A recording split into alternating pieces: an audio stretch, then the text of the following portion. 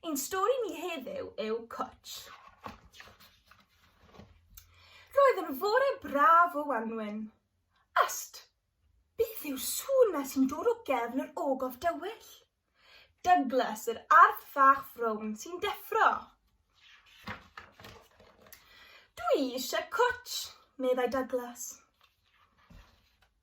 Felly, dyma fo'n tynnu ei pyjamas, brwsio ei wallt, ei sgarff amdano a mynd i chwilio am Cwtsh.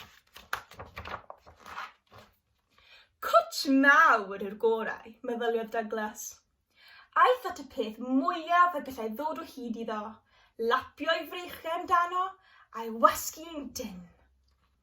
Ond, doedd e ddim yn teimlo fel Cwtsh go iawn. Meddai Douglas, mae'n rhy drwm.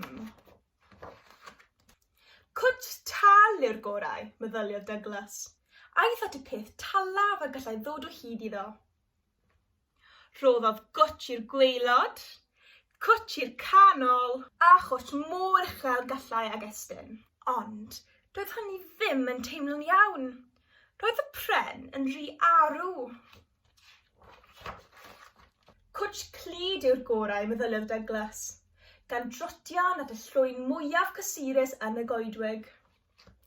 Rhoddodd Cwtsh i'r llwyn, ond doedd hynny ddim yn teimlo'n iawn.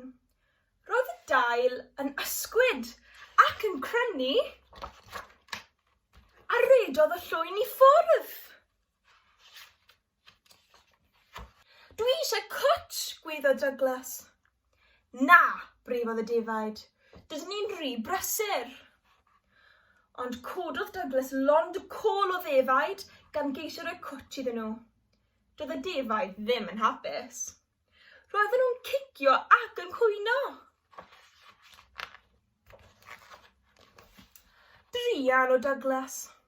Pam na allai i ddod o hyd i Cwtsh, gofynnodd.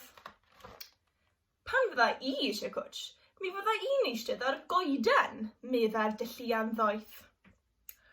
Wel, am syniad da, meddai Douglas, gan ddringo at ymyl y dylluan. Ond cyn pen dim, roedd mewn trafferth mawr.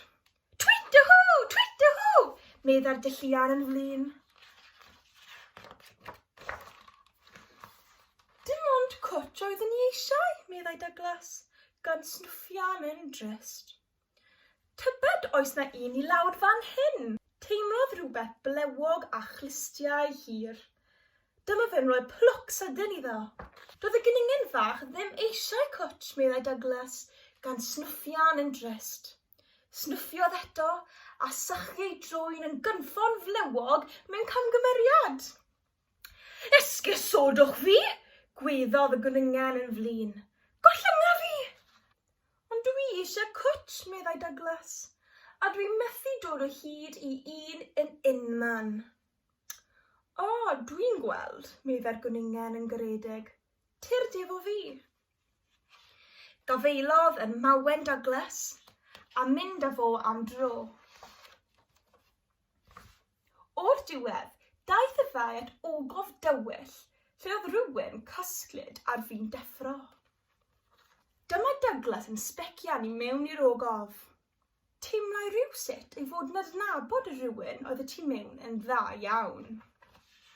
Cwtsh, gofynnodd Douglas, gan redeg fel y gwynt at...